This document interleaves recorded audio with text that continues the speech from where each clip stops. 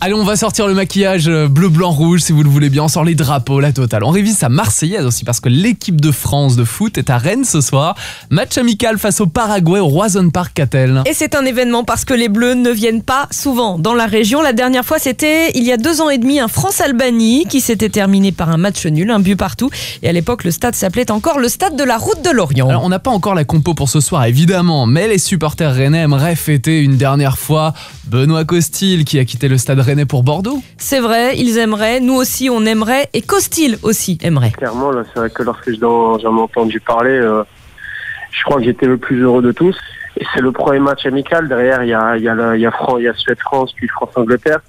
Donc, si jamais il y a une petite ouverture, j'espère pouvoir en profiter. En tout cas, je vais pas mentir moi-même, mentir aux gens. Ce serait presque un rêve de pouvoir évoluer en bleu dans mon jardin depuis 6 ans. C'est vrai que de devenir international en rouge et noir, c'est pour moi un grand honneur. D'y être arrivé pas tout seul, mais aussi avec une personne qui était primordiale dans ma carrière, qui est Christophe Revel.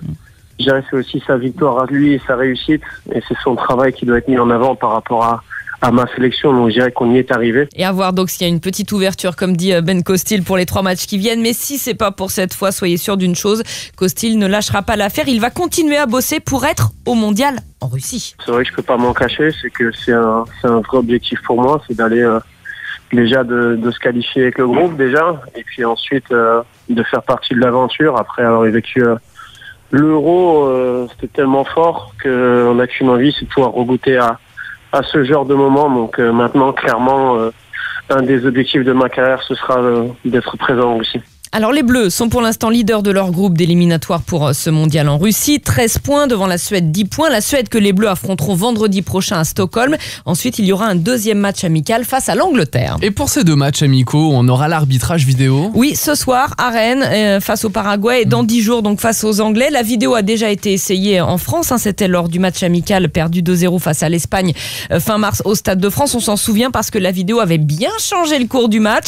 L'arbitre avait annulé un but français, validé les 2 buts espagnols en prenant appui sur l'assistant vidéo dans son quart régie.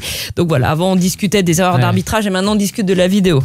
France-Paraguay, donc ce soir à 21h au Roison Park, ça c'est bien noté. On sait quand on reverra du foot international dans l'Ouest. Peut-être en 2019, Lucas, la Coupe du Monde féminine. L'événement planétaire réunira 24 nations du 1er au 30 juin. 11 villes françaises ont candidaté pour accueillir des matchs. Rennes est la seule ville de l'Ouest en lice. On aura le résultat en septembre. France-Paraguay ce soir 21h au Roison Park à Rennes. Match retransmis pour la première fois sur TMC.